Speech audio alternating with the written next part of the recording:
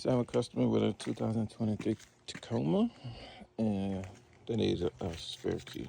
So I'm going to go ahead and make them a spare key. This thing is small. I'm getting set up here.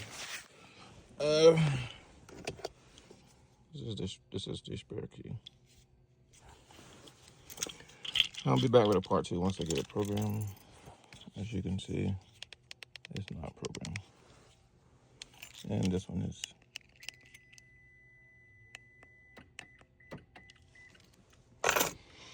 All right. See you soon. All right, so I just got done programming it. I'm back with the part 2. This is his original key fob.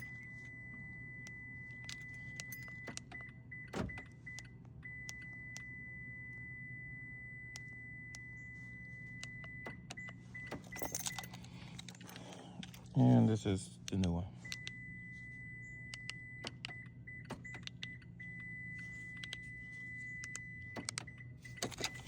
And they both are programmed. So, as you can see, they both works. And the new one doesn't start the car. Not successful job, 2023 Toyota Tacoma. I'm about to go ahead and cut their key, lock their door.